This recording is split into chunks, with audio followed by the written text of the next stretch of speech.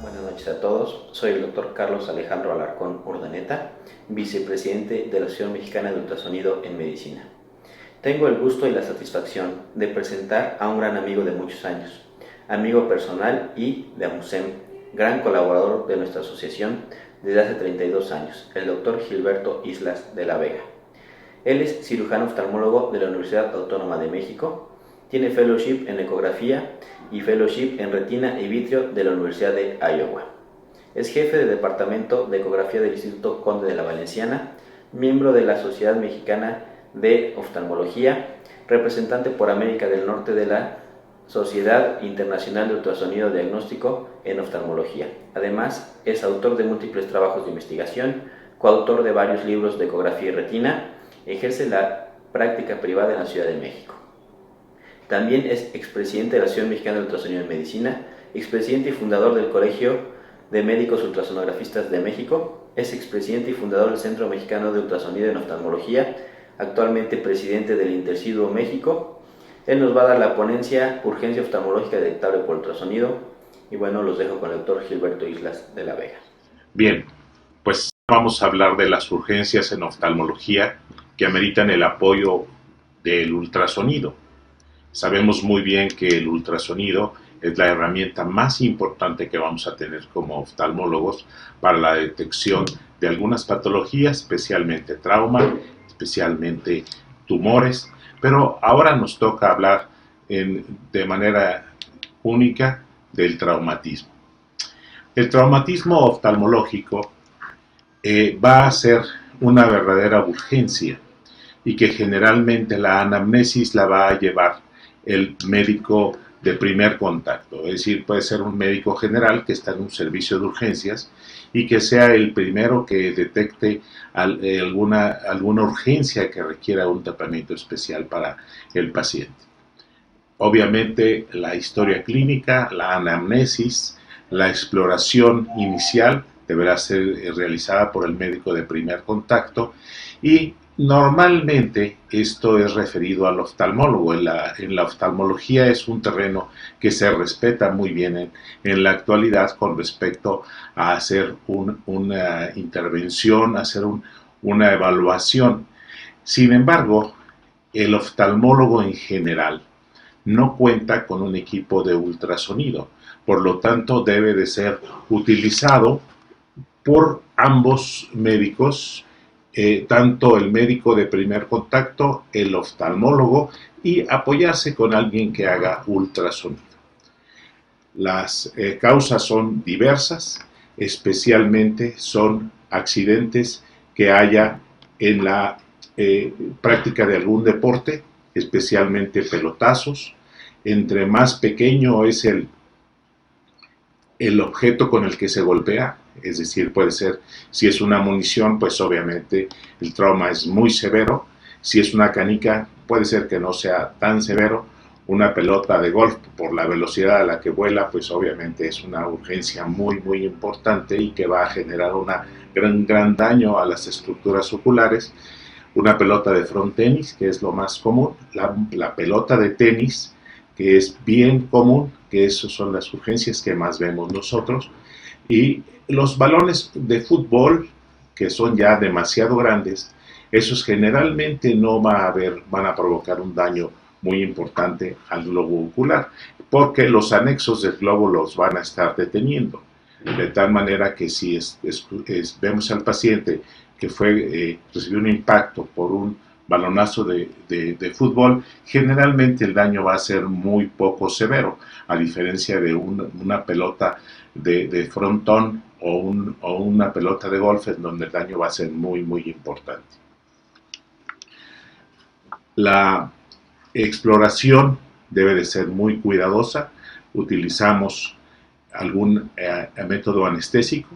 El único que tenemos en la actualidad es tetracaína tópica para poder hacer una buena anestesia. Eso es más que suficiente. Nos apoyamos un método de acoplamiento que sería la metilcelulosa al 2%. No debemos de usar los geles que se utilizan en el ultrasonido convencional porque esos van a irritar mucho la conjuntiva. vamos a diferenciar dos tipos de traumatismos, unos que van a ser un traumatismo directo y un traumatismo indirecto. El traumatismo directo generalmente va a haber un daño muy severo al globo ocular ocasionado por el impacto del objeto con el cual fue golpeado el ojo. Por ejemplo, un puño que es muy grande, el daño que va a ser no tan severo, y generalmente los anexos son los que se dañan, es decir, los párpados, donde va a haber una ruptura de las paredes de los párpados, pero no se daña el globo ocular, lo cual es una ventaja. Segundo, puede haber un trauma indirecto, es decir, por un paciente que tiene un síndrome de latigazo, una sacudida por un accidente automovilístico. Ahí tendremos que estar vigilando, sobre todo, los daños que puede haber en el interior del ojo por los movimientos bruscos, y se llama conmoción retina o edema de Berlín, que lo tenemos que estar pendientes. Desde la parte anterior se debe de explorar inicialmente el globo ocular como una estructura completa, en donde vamos a ver la córnea, debemos ver la integridad de conjuntiva y algunas veces logramos ver la esclera que está expuesta. Eso obviamente no limita el uso del ultrasonido, pero sí debemos de ser sumamente cautelosos en no presionar el globo.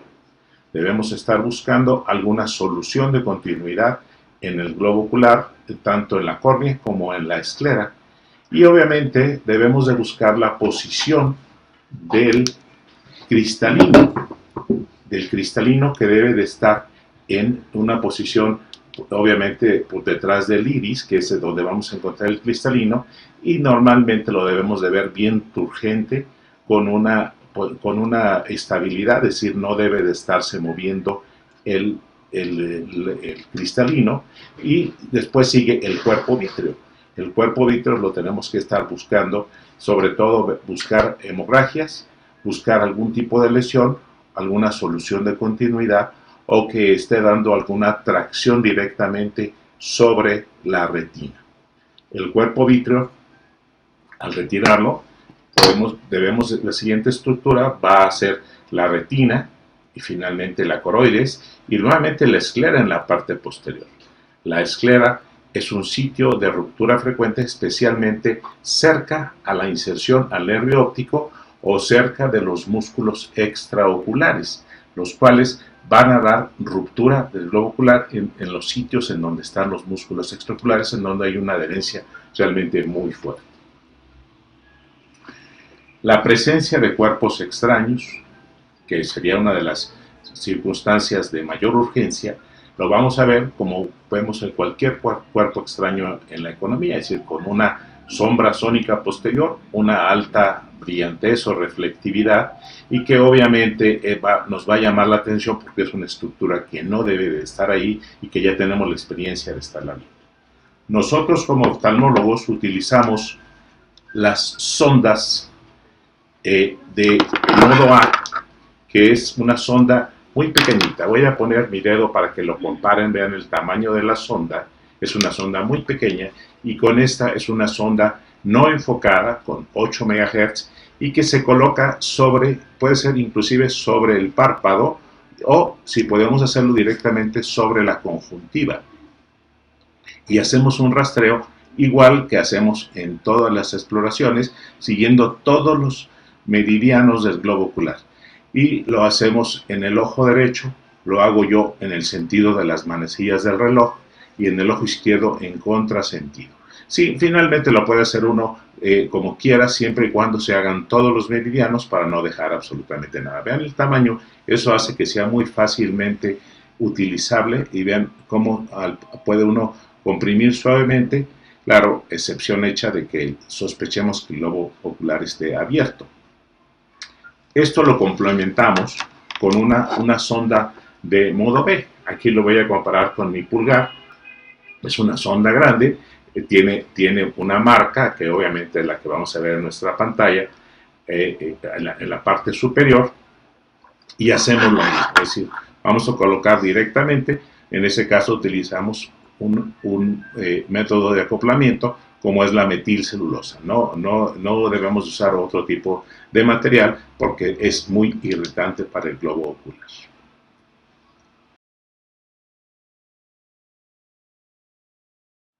Recordemos entonces que debemos buscar la integridad del globo ocular y la anatomía. La cámara anterior, que va a estar formada por la cara posterior de la córnea y la cara anterior del iris. Y esta es totalmente anecoica, es decir, no tiene nada de células, está llena por el humor acuoso, el cual obviamente tiene una reflectividad de 0. Continuamos con el cristalino, que el cristalino debemos de buscar, primero que nada, que esté en su lugar, segundo, que esté íntegro, vamos a buscar la turgencia de la cara posterior, de la cápsula posterior del cristalino, y recordar después nuevamente el vítreo.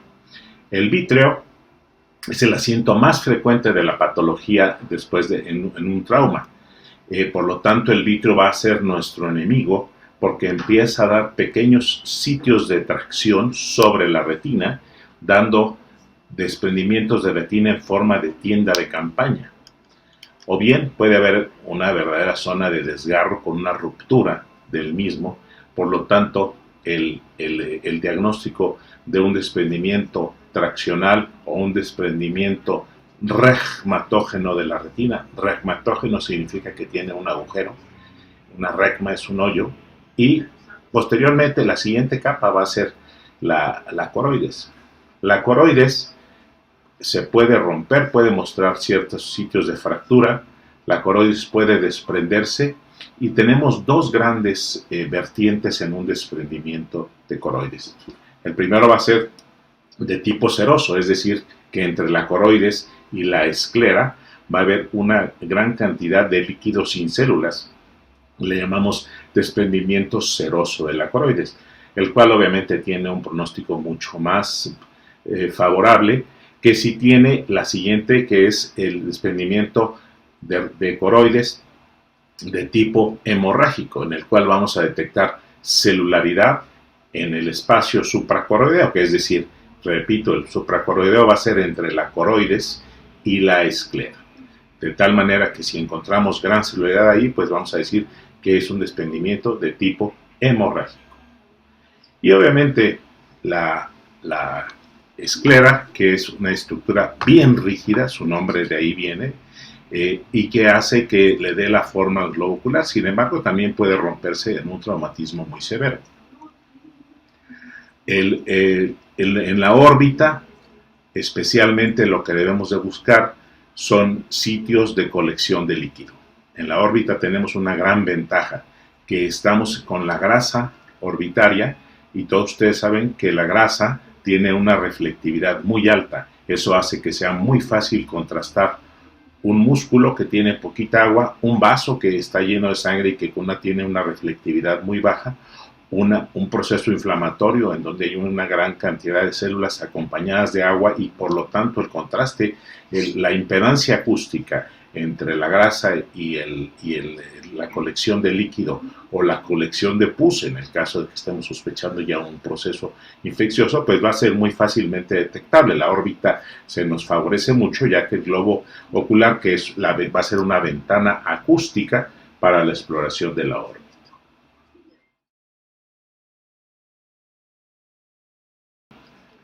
Una entidad que realmente es muy preocupante, como sería el estallamiento del globo ocular. Es decir, el impacto fue tan grande que el globo está totalmente estallado. Esto generalmente puede ser por la presencia de múltiples partículas, como una granada casera, que eso es bien común que lo tengamos. Aquí todavía no estamos en una situación de violencia que haya tantas granadas, pero sí hacen granadas caseras, y eso hace que haya múltiples cuerpos extraños que realmente provocan un estallamiento del globo ocular, o bien que el impacto directo haya sido tan severo que al globo lo estalló, y por lo tanto la anatomía del globo ocular y de la órbita están totalmente perdidas, y no es fácil hacer una buena exploración con el ultrasonido, ya que el ultrasonido ya nos va a dar mucha información, y que obviamente es importante grabarlo y documentarlo cuando encontramos ya un ojo que está estallado, porque el pronóstico de recuperación visual para ese paciente va a ser muy pobre y por lo tanto debemos estar preparados especialmente para las situaciones médico-legales. Vamos a ver ahora algunas imágenes de las que podemos tener nosotros frecuentemente en un paciente a la hora de estarlo explorando.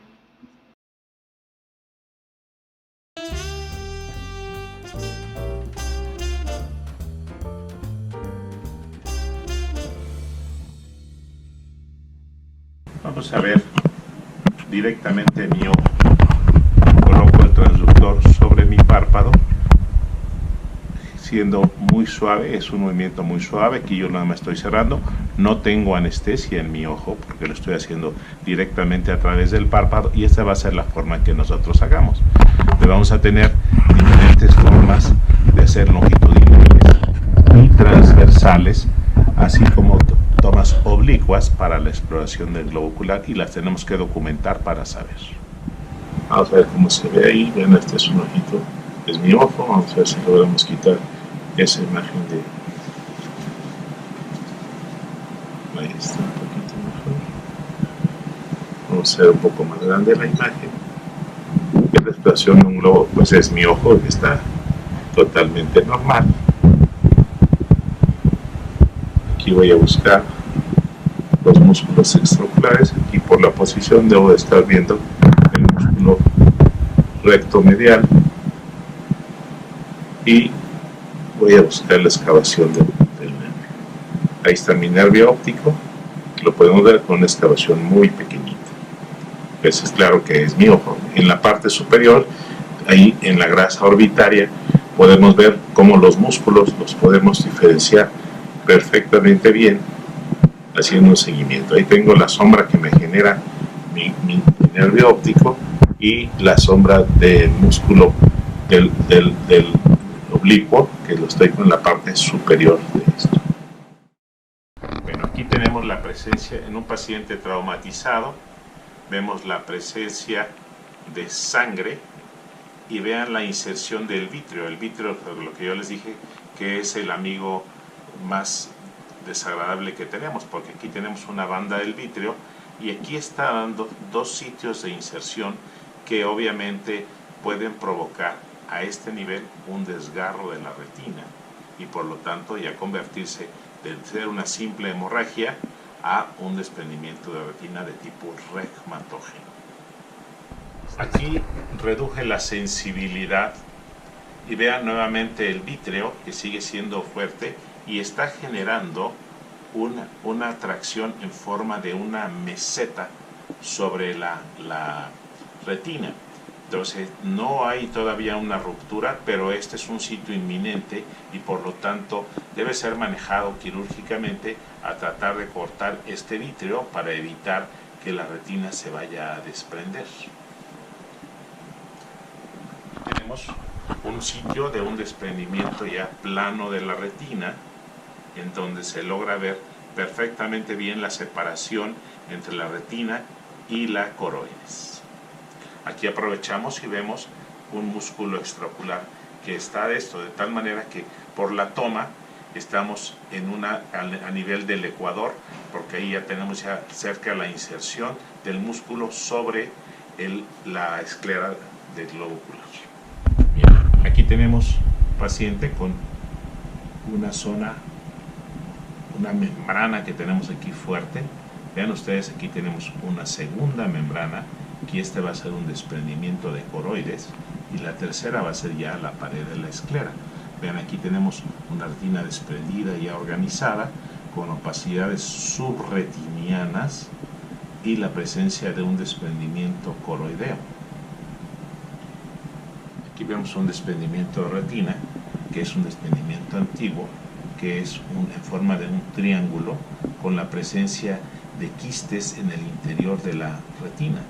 Espero que se logren ver estos pequeños quistecitos y que es un signo inequívoco de cronicidad, de tal manera que aun cuando lográsemos reaplicar la retina por métodos quirúrgicos, la función va a ser muy pobre Y vean aquí cómo tenemos un desprendimiento de coroides.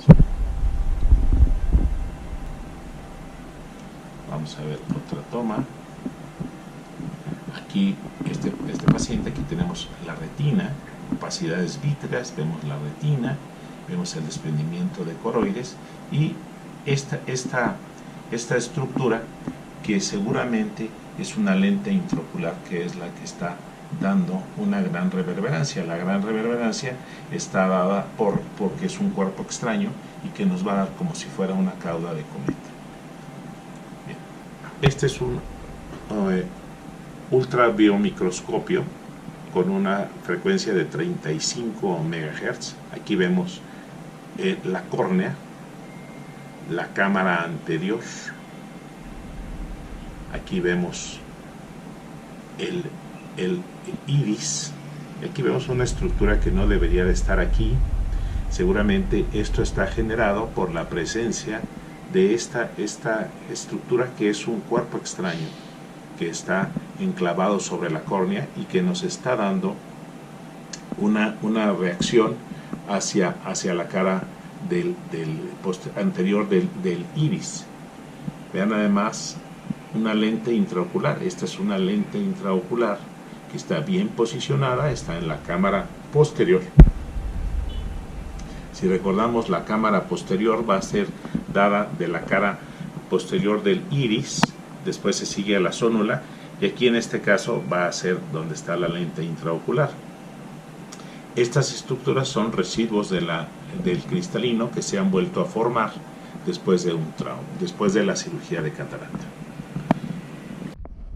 Nuevamente, este es un VM, vemos la córnea, vamos a ver aquí la unión de la córnea con la esclera, aquí vemos el ángulo camerular que lo vemos perfectamente bien, vemos el iris, este es el cuerpo ciliar, vean, aquí esta es la cámara anterior y aquí esta es la cámara posterior.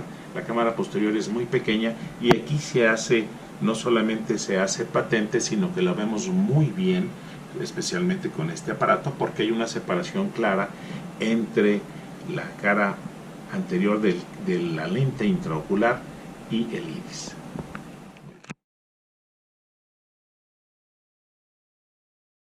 A nombre de la asociación le doy gracias al doctor Gilberto Islas de la Vega por su gran ponencia y su colaboración con nosotros. Muchas gracias, doctor.